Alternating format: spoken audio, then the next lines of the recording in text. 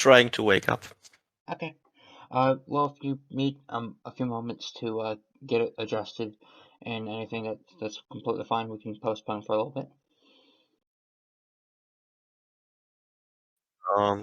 Sure. Take Oh, take okay. whatever time you need.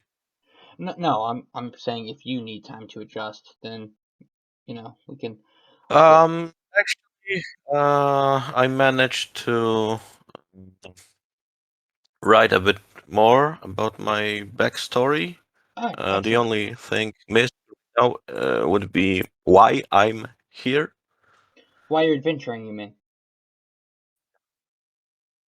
Well, basically, I need to describe the fatal mistake I did as a scout for Daggerford Army, why they expelled me, and why I went north.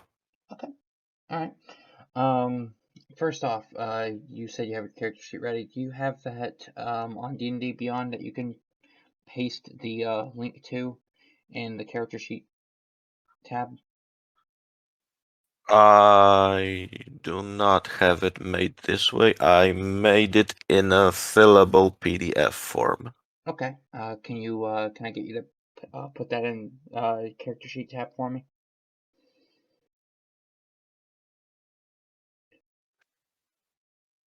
You should be able to import it by clicking the little paperclip icon.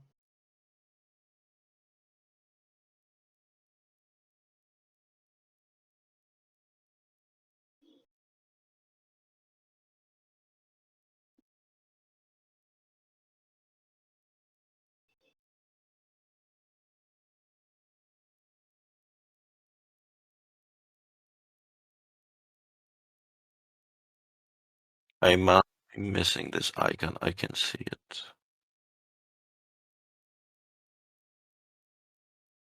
Oh, I got it.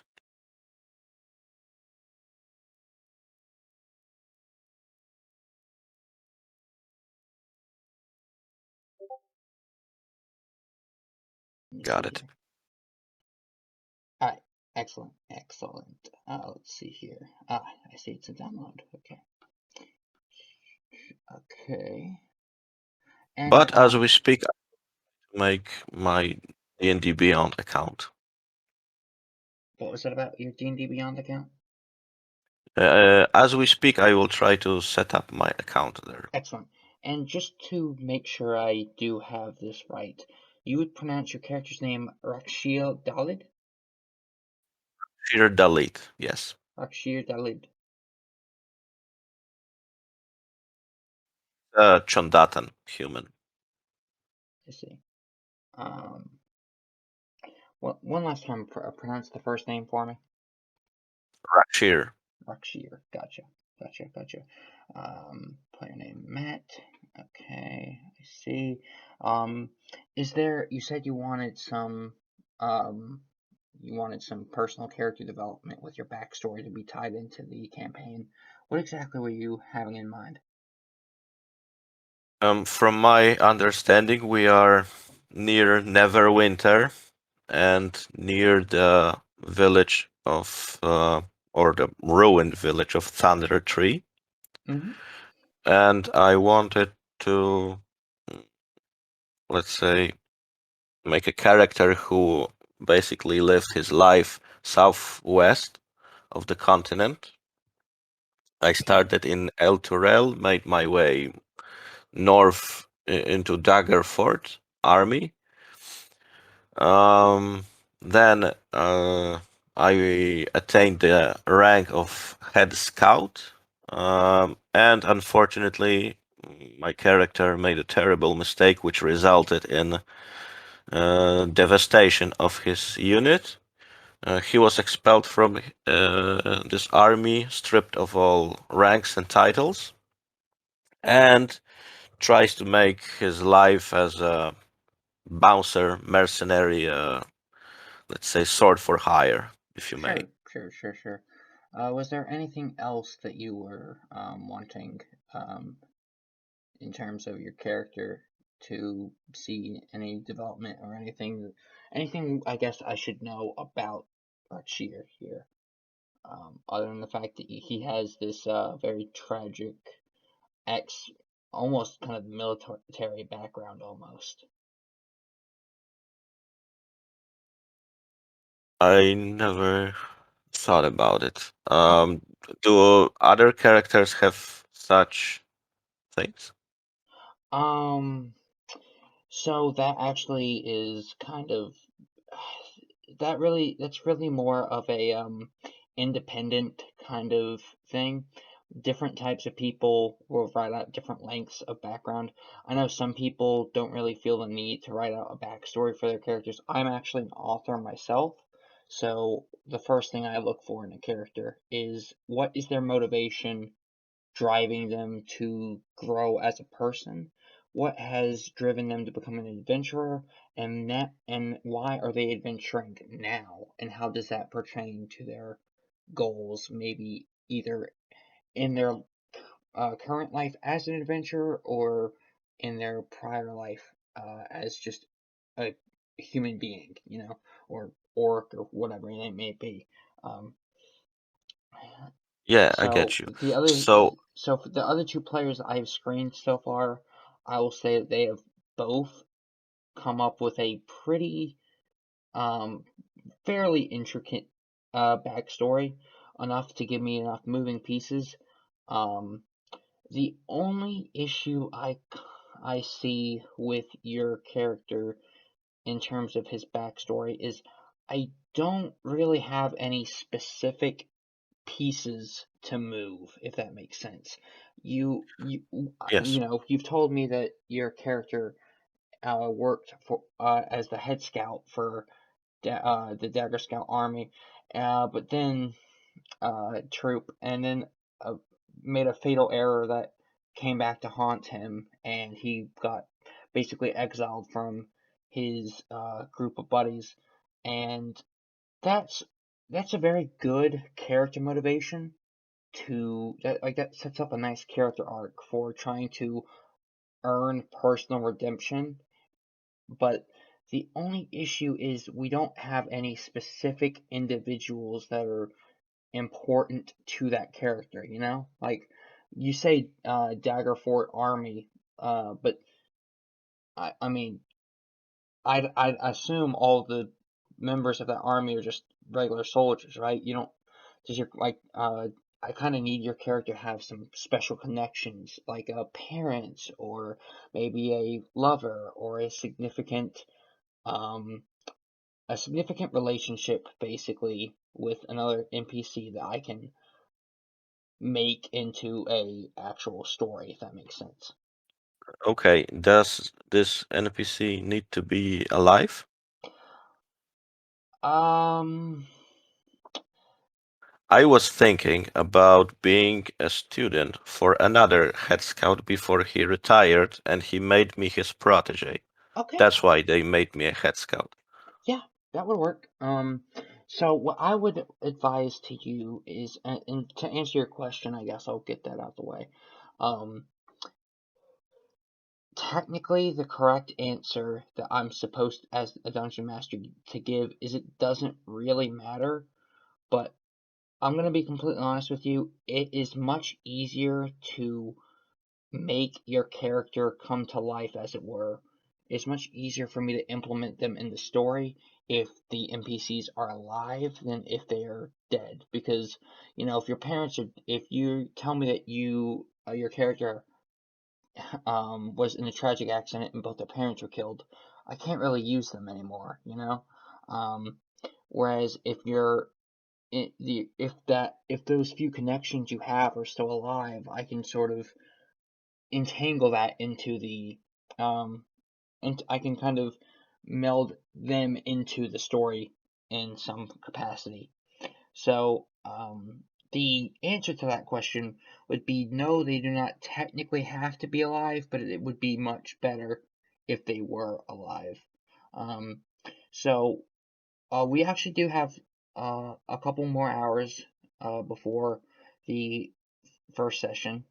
So what I would like you to do is once we get done with the screening, I would really like if you could take a little bit of time, not much, but maybe 30 minutes to an hour, and really try to think about what connections does your character have. Like, you brought up a great idea. You said that he was working under someone and he made you his protege because he took a liking to you. That's an excellent starting point. So maybe if we could just kind of take what we have off that base idea and maybe expand on it just a little bit, we could really grow this into something amazing. Um, uh, okay, that might be one hook point, and I'm thinking of another one Sure. more directly tied to the story. Okay. So I would write up a short paragraph Yeah. about how I worked both for and against Red Brand ruffians that we are going to encounter, because I was basically sword for hire. So people might know me for being a kind of criminal, kind of someone to watch out for, Mm-hmm. but some might be my former employers. I see. Okay. Well, that's great. Um, Again, the exact amount of backstory you have, really, I feel personally, comes naturally. You'll just pick up the pen and you will put down the pen, kind of your own accord. Basically, the story, in a way, this a character's background, their their life story, more or less, should kind of come naturally to you, if that makes sense. Um, Because if you start trying to, I mean, there's a very fine line between having ideas of a general direction you want the character to go and just saying this character is this, right? Um, so you're on the right track there. But I would like to encourage you to just try just giving you a gentle nudge to maybe write a little tiny bit more than just a paragraph, maybe 10 sentences, and we'll see if we can make something out of that. Yeah. Sure thing. Okay. Another thing, and this is also the second half of the screening, is just any questions you may have for me as a dungeon master, or any concerns or um, you know, thoughts that you might want to share before hopping into the first session. Uh, yes. I assume you're going to be our dungeon master, right? Yes, I am. That's correct. So, do you emphasize combat more over role playing and social interactions, or is it the other way around? No, no. Role playing and social interaction will always take precedent in my games. Um, by an overwhelming Very margin. well. By I an enjoy overwhelming it. margin, yes. Um, to me, role playing is the core focus of D&D. Um, it's, I mean, yes, combat is naturally a part of any story, but we're there to tell a story, right? So part of that is your characters interacting with other NPCs, uh, getting, undergoing personal growth and character development. So, to answer your question, overwhelmingly, I favor role playing and social interaction in my games as opposed to combat. There is going to be probably one or two really big combat encounters. Um, I typically stick. I mean, of course, this is all subject to how exactly the party scales out and how fast you guys progress. But typically, I will start off with two small encounters and one big encounter, and that the big encounter is basically what's known as a boss fight in video games, and that will kind of be, and that, or on the flip side of that coin, maybe instead of a big bad boss character, it's actually a very narrative focused battle. Like, you need to defeat this character or mob in order for the story to progress correctly. Um, so yeah, it'd be I mean, it's kind of, you know, I want to say it's half and half, but there will be much more time probably spent interacting with characters than there will be actual combat. I look to minimize that as much as possible because I know a lot of people, myself included, feel that the 5e combat is fairly tedious and kind of boring at times.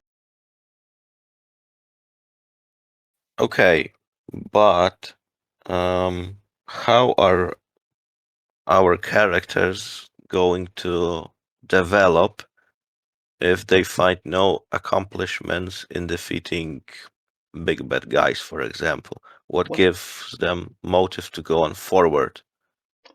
well, I'm very glad you asked that question. It's a very good question. I feel that primarily in action movies and especially anime, um, if you watch any of that, is that I do. they really try to portray um, this sort of, I want to say, resolution through conflict, if that makes sense, where the only way for the story to actually end is for the characters to have a big fight, and I don't necessarily subscribe to that philosophy. I think that there are times where characters will naturally clash against one character's ideals or clash against another's, and that makes for very creative storytelling. That also really gives that character a drive to, I don't want to just fight for the sake of fighting. I want to fight to prove that I am right in this instance. So obviously you don't have to worry about it. There is going to be more than enough combat for your characters to level, but um, just know that it's not going to be like a dungeon crawl or anything crazy like that. It's mainly Yes, going yes, to I be, get it. yeah, exactly. But what I'm trying to say, even if our characters were to, let's say, score a settle in a diplomatic way, which is, I'm sure, entirely possible, Sure. um, there should be a sort of a big bad guy Yeah, in a the boss battle end basically, a to boss you have to defeat defeat. uh, diplomatically in order for our characters to actually feel good about themselves. Exactly, exactly. I Let's mean, kind of I'm showcase. I don't have to Yeah, shed blood every corner. exactly, exactly. And I wouldn't want you to either. I get exactly what you're saying. And I 100% agree. You're basically just saying, well, if we don't ever fight any real challenging bosses, or I mean, I guess bosses is just a general term, any strong opponents, how do we prove how far our characters have grown as actual fighters, actual adventurers? And to that, I say you are, of course, 100% right. And believe me, there will be more than enough boss battles to scratch that itch for you. I believe, I can't speak, of course, into the future, for the future of everyone, but I believe that if you are someone who prefers combat over social kind of, maybe not campaigns, but social discussions, or just social discussions is redundant, but social interactions and kind of just, like you said, diplomatically handling every situation, then yes, you absolutely will have more than enough chances to shine and display your combat prowess as well. Typically, I take what is called the choose your own adventure approach. Basically, there's always more than, as the dungeon master, I am always going to give my players more than one way to solve a situation or problem. So, for an example, if there is a cat stuck up in a tree, I know cats don't really, you know, exist or whatever, but say a cat stuck up in a tree. Do you, perhaps um, use the fly spell to fly up to the cat and bring it down back to its owner? or perhaps do you try to call out to it? Just different. I try to leave as many different possible scenarios as I can. That way, it feels very like almost replayable in a way that you can kind of you could play the same exact setting and campaign over and over again and still have a new option to explore every single time. That's kind of what I am for in my games, if that answers your question. Sure. Okay. Um, what about death? Death. Should we be really attached to our characters, or is death entirely possible and we're just going to roll a new character? Um, so I will say I have only, in all the years that I've DM'd, I have, believe it or not, actually only had 5 party wipes, and um, I'm not really sure how that came about. I'm not sure if it's just because I happened to be good at balancing the encounters, or if if the players just happen to always make good characters, or whatever the case may be. Um, I will say, I don't believe you should. I want you to be attached to your character because your character is your hypothetical avatar. Basically, you are your character, right? I mean, that's kind of the whole point. So you would act in the way, and that's actually kind of an interesting side point is the kind of almost controversial debate on do you believe you are your character or do you simply control your character and do what you think that character would do? Um, but I want you to be I want you to be fond of your characters so that you have meaningful interactions not only with other characters, but you don't feel hollow if you win a game of, um, say, chance. You win a game of chance and you crit on an enemy and you decapitate the last standing ogre. I want you to actually feel good about that. But at the same time, I don't think that you should be so attached to your characters that you expect me not to try to kill them. Because I'm sorry, I should rephrase. I don't. It's not necessarily I'm going to try to kill your characters because I don't believe any dungeon master really does that.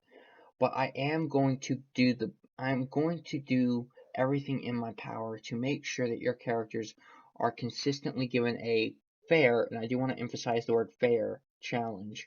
And if there are some encounters that go far to one side or the other in favor of either the adventuring party or the mobs, that's just kind of how it works. It's kind of hard to get a feel for balancing. Even after all these years, I still sometimes will accidentally kill my players um, on in the first few sessions because I didn't think that they would have such trouble against 5 small small mobs.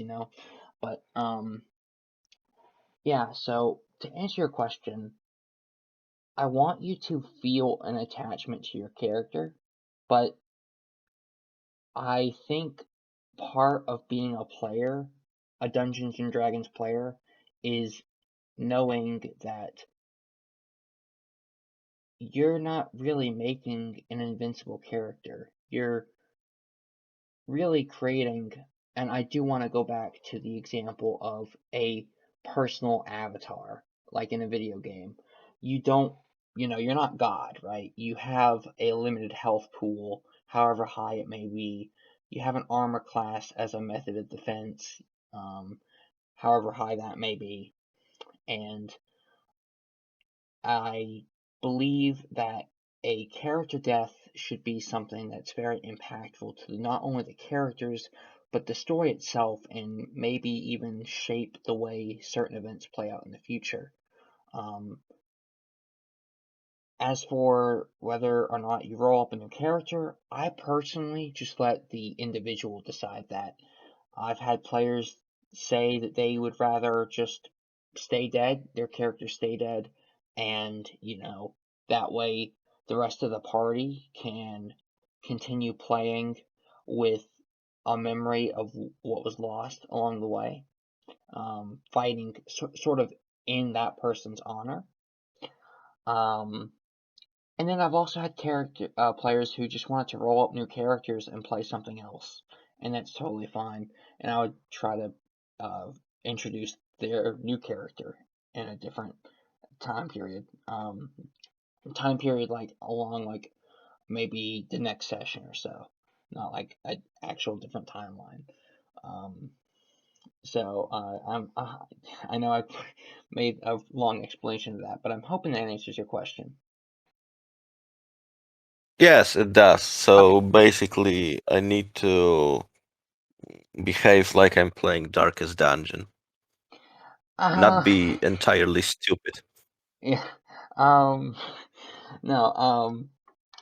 I do think that you should always keep in mind that death is a possibility, but it's the way I always phrase it to my players is if you go into the battle more prepared than your opponent, defeat is virtually impossible because you've already calculated, what might my opponent do, and what would I think to do, like, because what a lot of players do, which I understand why, is when they get low on health, they will tend to run to the back lines and let the cleric or paladin start to heal them up.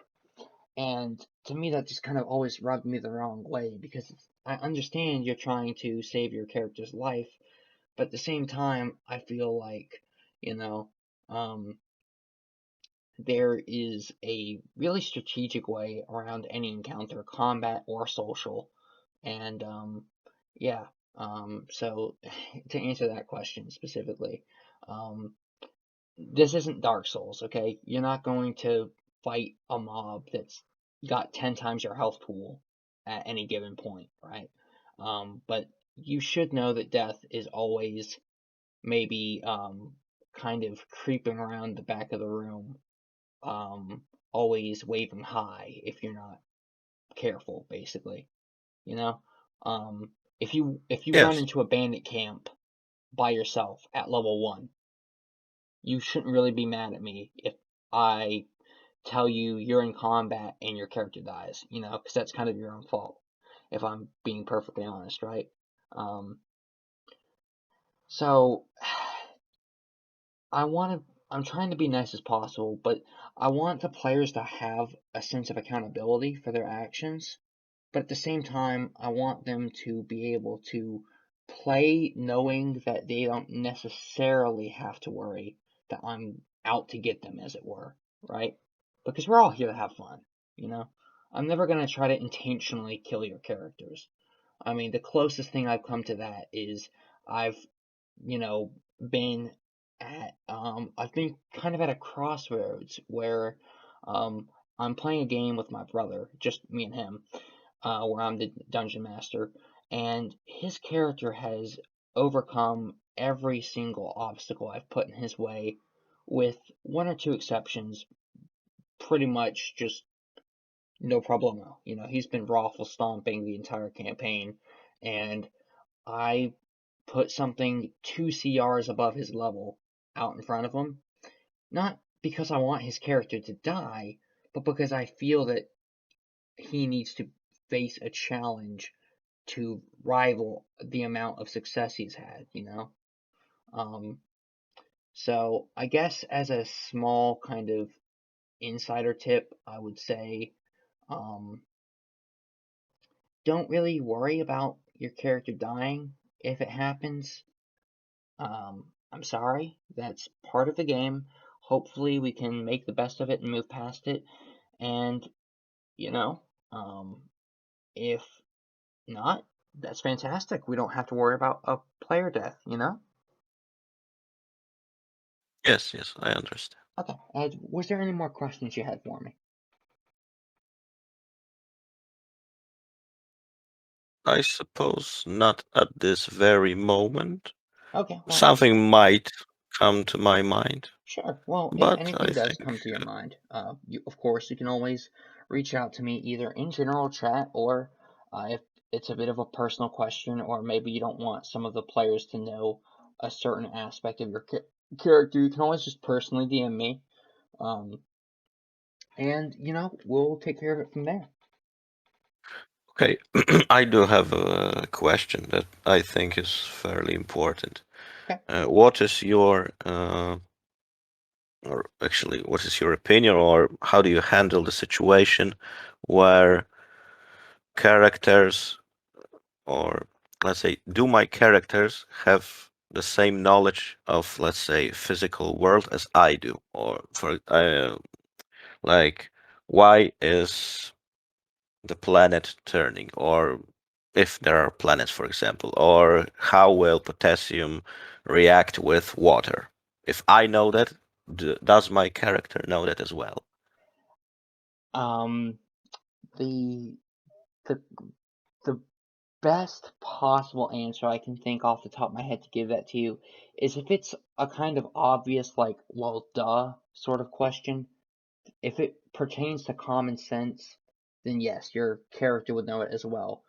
There are tiny pieces of information that you may know that your character will not know. So, for an example, if at the end of a session I say, all right, guys, great session, thanks for playing. Be on the lookout for this next big boss. Maybe that's me kind of trying to give a hint that there'll be a challenging opponent coming up in the next session.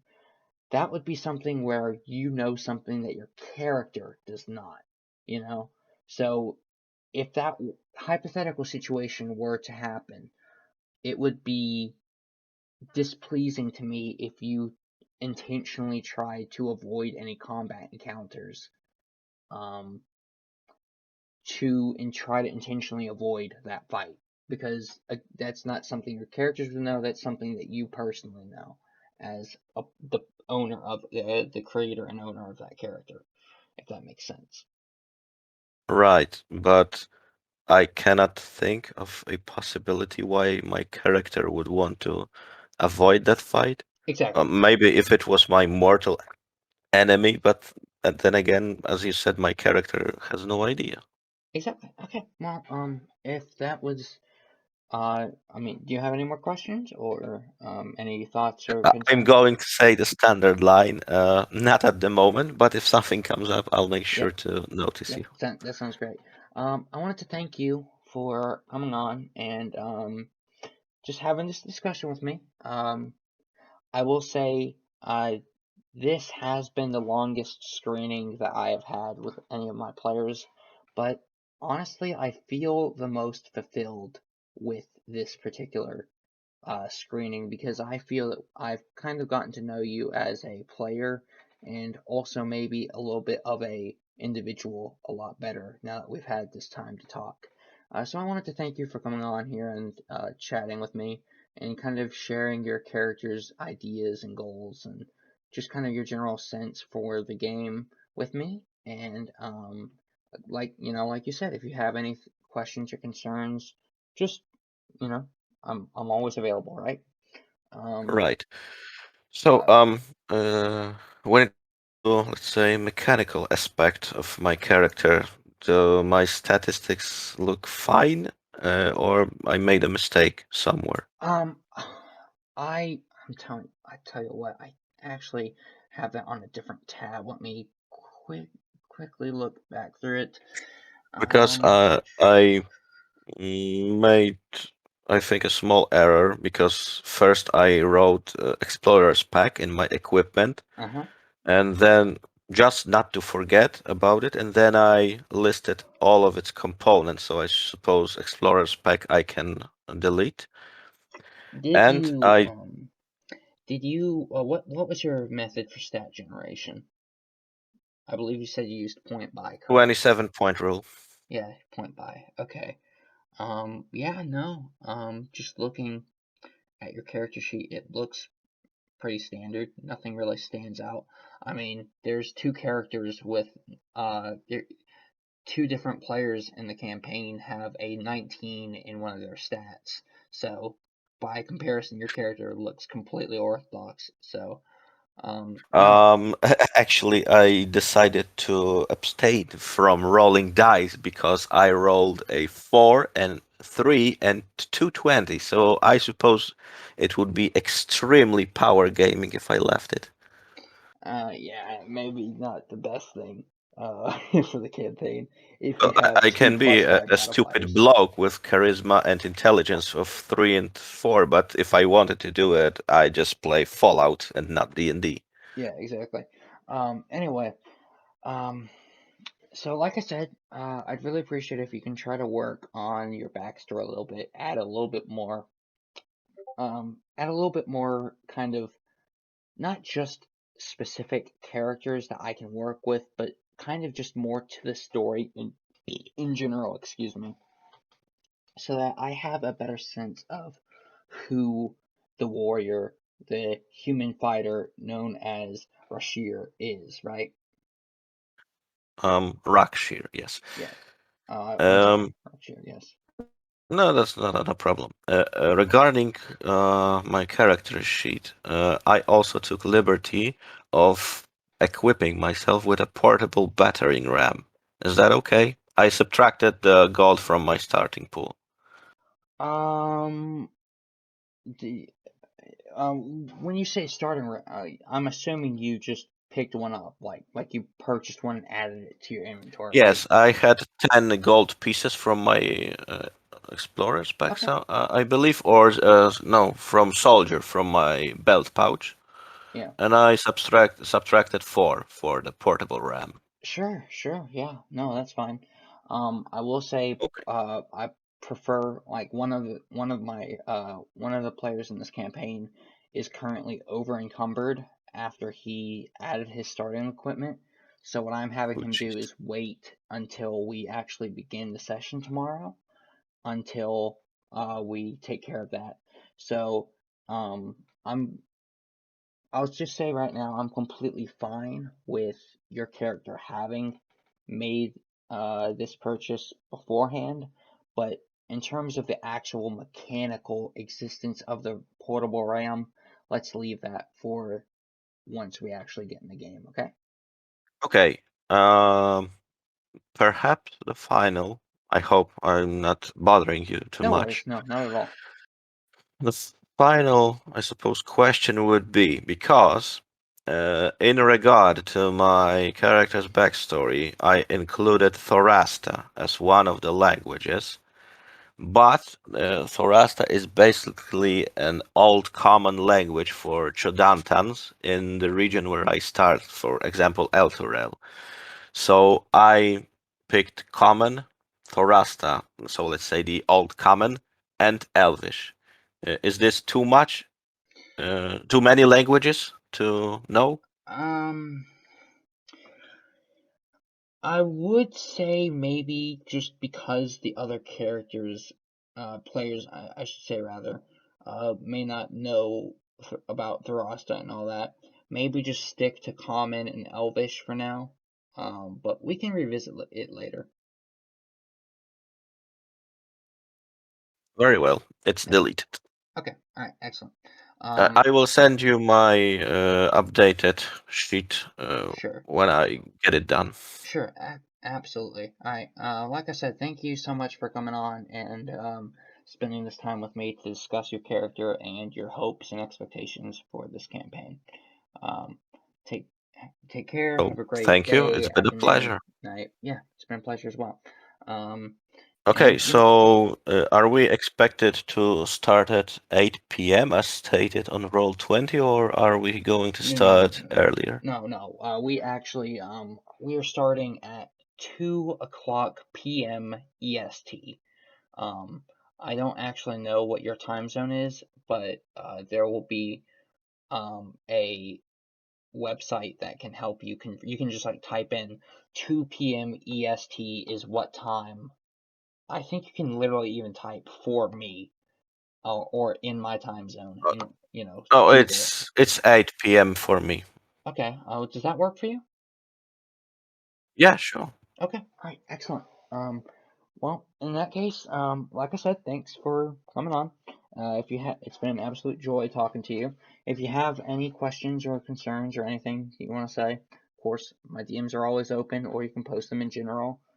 Whatever you feel needs to be done, that's up to you. And hope to see you tomorrow. Okay. Okay. All right. See you, and Excellent. thank you for your help. No, absolutely, no problem. Have a great day. See ya.